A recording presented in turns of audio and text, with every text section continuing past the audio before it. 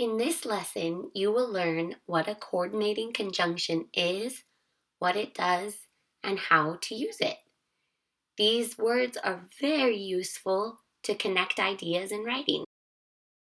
So, what are the coordinating conjunctions? Are for, and, nor, but, or, yet, and so.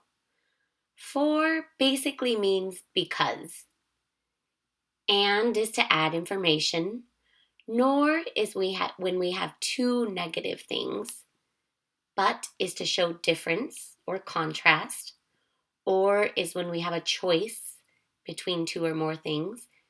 Yet is also to show difference or contrast, just like but. And so is to show a result. Again, we use these words to connect words, phrases, and sentences in our writing and in our speaking. If you want a really good trick for remembering these, just remember fan boys. Okay, I'm going to give you some examples of how to use these in sentences. And at the end, we will talk about the grammar and punctuation.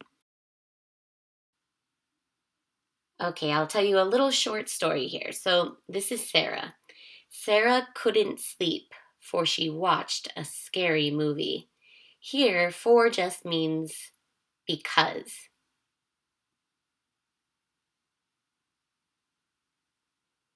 The movie took place in a dark forest, and the villains were wild animals. Villain is a bad character or bad guy, and is the conjunction here. Sarah didn't eat any popcorn, nor did she drink her beverage. She was too scared to move. We use nor here because there's two negative things. So she didn't eat popcorn and she didn't drink her beverage. The conjunction here is nor. The movie was terrifying, but she couldn't stop watching it. You guys know how that is, right? Sometimes we're scared when we watch a movie, but we don't want to stop watching it. Here, the conjunction is but.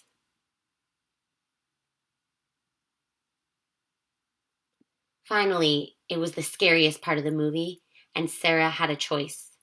She could be brave and keep watching it, or she could give up. Or is the conjunction here. What would you do if you were Sarah? She couldn't take it. She had to turn it off. She pressed the power button, yet nothing happened. The movie kept playing. It was like a nightmare. Yet is the conjunction here. She couldn't take it anymore. The movie wouldn't stop playing. The TV just wouldn't turn off, so Sarah ran to her bedroom and jumped in bed. So is the conjunction here. Okay, let's move on and talk about how we can use conjunctions to connect ideas. The first way we can use them is to connect words and phrases.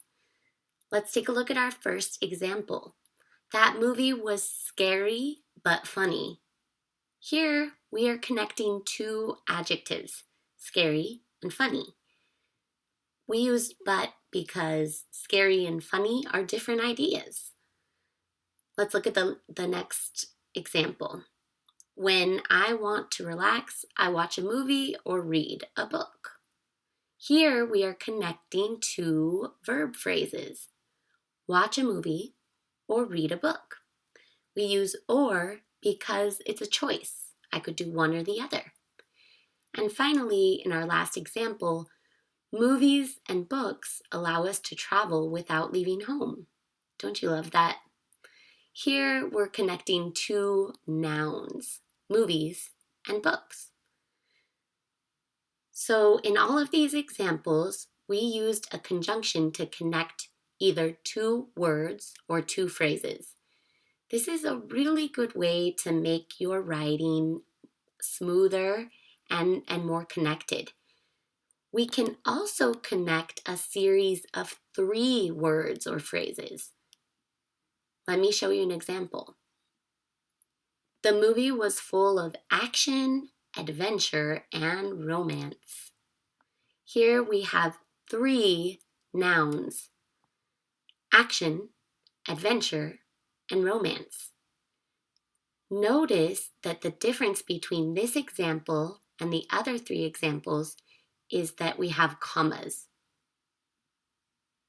So when we have a series of 3 things, could be 3 nouns, 3 adjectives, 3 verbs, or 3 phrases, we need these 2 commas. But when it's just 2, we don't need the commas.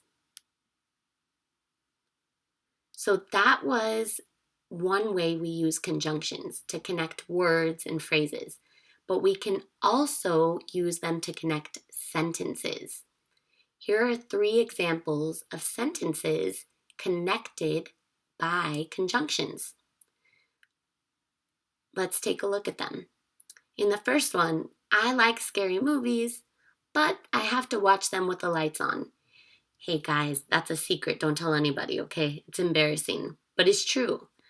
Here in this first sentence, we have 2 sentences that are being connected. First sentence is, I like scary movies. And the second sentence is, I have to watch them with the lights on. We are using but to connect these 2 ideas because they show a difference, they show a contrast. When we have 2 sentences that come together to make one sentence, we can call these 2 sentences clauses. A clause is a subject and a verb, so it's basically a sentence. But we use the word clause when we have 2 or more together. So these are called clauses. Let's look at another example. Movies make me hungry, so I always have plenty of snacks ready. Always gotta be prepared. The first clause or sentence is movies make me hungry. And the second one is I always have plenty of snacks ready. So here is showing a result, right? So that's the connection. And we're connecting 2 clauses or 2 sentences here again. Finally, the storyline of the movie was intriguing and the actors were outstanding. The storyline of the movie was intriguing is one sentence or clause, and the other one is the actors were outstanding. And we're connecting it with the conjunction and because I'm adding information here. So in these sentences, it's very important to notice the punctuation. Punctuation means commas and periods, things like that. Here, where do you see the commas? There's a comma before each conjunction. This is necessary when we are combining 2 sentences or connecting 2 sentences like this. These types of sentences are called compound sentences. Okay, so now you know what a coordinating conjunction is, what it does, and how you use it in writing. Thank you for listening.